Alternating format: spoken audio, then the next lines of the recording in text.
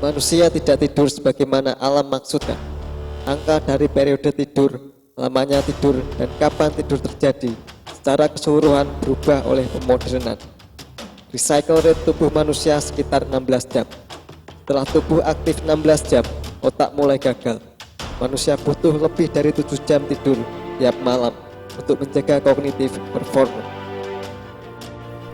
Setelah 10 hari dengan hanya 7 jam tidur, otak akan berfungsi tidak normal sama seperti setelah bekerja tanpa tidur selama 24 jam.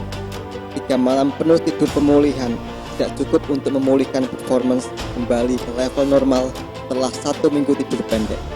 Akhirnya, pikiran manusia tidak dapat merasa dengan teliti seperti apa rasanya kurang tidur ketika kurang tidur.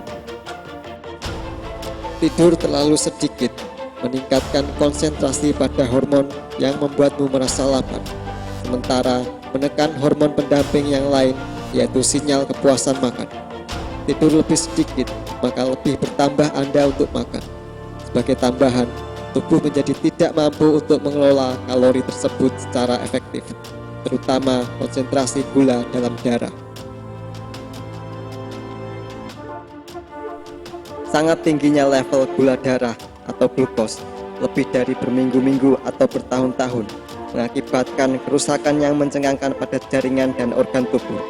Penyakit mata yang dapat berakhir kebutaan, penyakit saraf yang biasanya berakibat amputasi, gagal ginjal memerlukan transplantasi adalah semua konsekuensi dari gula darah tinggi berkepanjangan.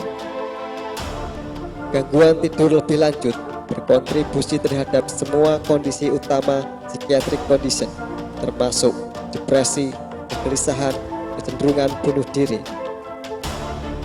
Ini bukanlah kebetulan bahwa negara-negara yang memiliki jam tidur merosot secara dramatis lebih dari abad lalu, seperti US, UK, Jepang, Korea Selatan, dan beberapa Eropa Barat.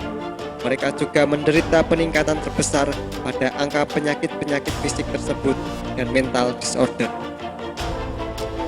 Penelitian di Universitas Chicago pada laki-laki sehat umur pertengahan 20-an dan membatasi mereka untuk tidur 5 jam selama 1 minggu.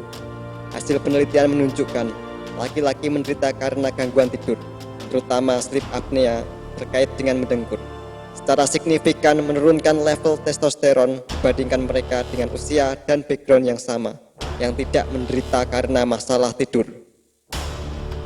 Laki-laki dengan testosteron rendah sering merasa lelah sepanjang hari, kesulitan berkonsentrasi dengan tugas pekerjaan, sebagaimana testosteron memiliki dampak mempertajam kemampuan otak untuk fokus. Profesor Matthew menambahkan bahwa laki-laki yang tidur sangat sedikit atau mengalami kualitas tidur buruk memiliki jumlah 29% sperma lebih rendah dibandingkan mereka yang tidur penuh pada malam, dan sperma mereka memiliki kelainan bentuk. Secara rutin tidur kurang dari 6 jam semalam berakibat penurunan 20% follicular releasing hormone pada perempuan, yang mana adalah elemen reproduksi perempuan yang sangat penting untuk ovulasi, dan ini dibutuhkan untuk pembuahan. Dr. Dirk Jan Dick, Direktur Surrey Sleep Research Center di Inggris, menunjukkan tentang pengaruh tidak cukup tidur terhadap aktivitas genetik pada sebuah kelompok pemuda laki-laki dan perempuan yang sehat telah membatasi mereka untuk tidur 6 jam semalam selama 1 minggu. Semua berdasarkan pengamatan laboratori yang ketat. Setelah 1 minggu spesifik tidur berkurang, aktivitas 711 gen yang besar dan kuat menjadi berubah bentuk relatif pada profil aktivitas genetik dari mereka individu yang sama persis ketika mereka memiliki 8,5 jam tidur selama 1 minggu. Mengenai setengah dari 711 gen tersebut berjalan tidak normal pada ekspresi mereka oleh tidur yang berkurang, sementara setengahnya lagi kurang penting pada ekspresi mereka atau mati semuanya. Gen yang meningkat termasuk mereka yang terkait peradangan kronis, cellular stress, bermacam faktor yang mengakibatkan penyakit kardiovaskular. Di antara mereka yang merosot merupakan gen yang membantu memelihara metabolisme stabil dan respon imun optimal. Bisakah kamu konsentrasi dan belajar banyak tentang apapun ketika bangun sangat pagi, mengingat bahwa 5.15 pagi untuk remaja tidaklah sama seperti untuk orang dewasa, bahwa circadian rhythm remaja bergeser maju secara dramatis 1-3 jam. Jika Anda dewasa, bisakah konsentrasi dan belajar apapun setelah dipaksa bangun pada 3.15 pagi, hari demi hari? Akankah dengan perasaan riang, dengan mudah membimbing diri sendiri bekerja bersama rekan dengan syukur, toleransi, menghormati, dan sikap menyenangkan? Tentu saja tidak. Satu penelitian panjang terhadap 5.000 anak sekolah di Jepang mengungkap bahwa mereka yang tidur lebih lama memperoleh nilai peringkat lebih baik. Penelitian tidur terkendali laboratorium pada sampel lebih kecil menunjukkan bahwa anak dengan jumlah waktu tidur lebih lama mengembangkan superior IQ, dengan anak lebih pandai secara konsisten memiliki tidur 40 hingga 50 menit lebih dibanding mereka yang mengembangkan IQ lebih rendah. Semakin banyak sekolah di US mulai berubah, yang semula jam mulai lebih pagi menjadi mulai waktu belajar yang lebih cocok secara biologi.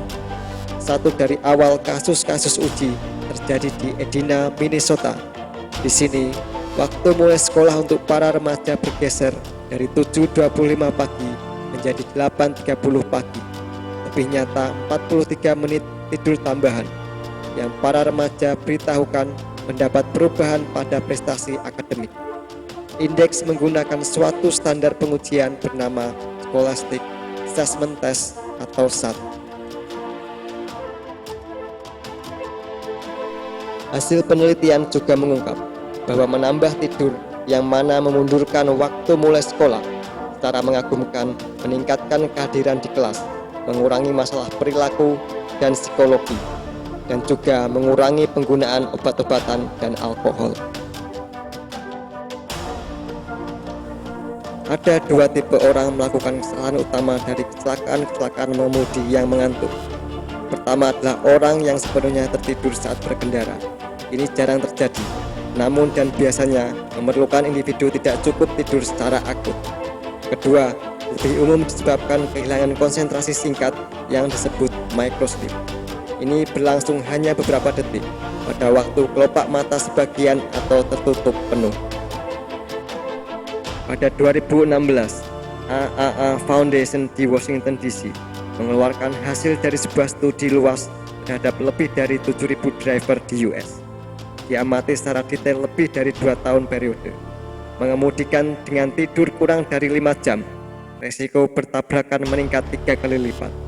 Mengemudikan mobil ketika memiliki tidur hanya 4 jam atau kurang pada malam sebelumnya, maka 11,5 kali lebih mungkin terlibat dalam kecelakaan.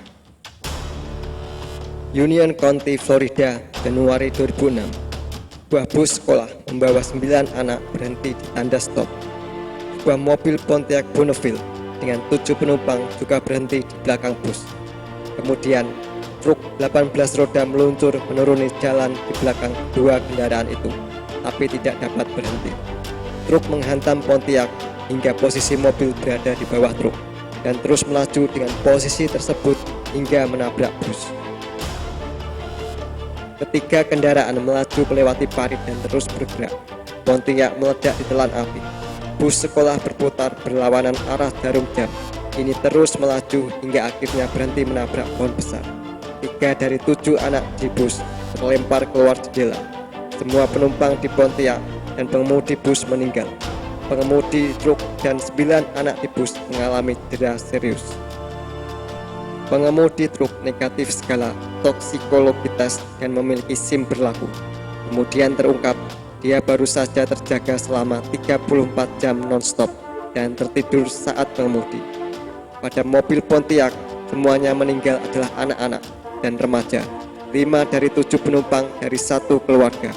Sang driver yang adalah remaja tertua memiliki SIM berlaku, sedangkan penumpang paling kecil adalah bayi berusia 20 bulan.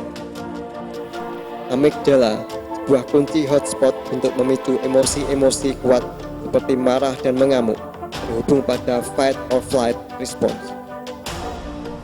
Prefrontal cortex, wilayah dari otak berada di atas bola mata, terhubung dengan rasional, pemikiran logis, dan membuat keputusan berpasangan kuat dengan amigdala, mengatur deep emotional brain center dengan mencegah atau menunda pengendalian.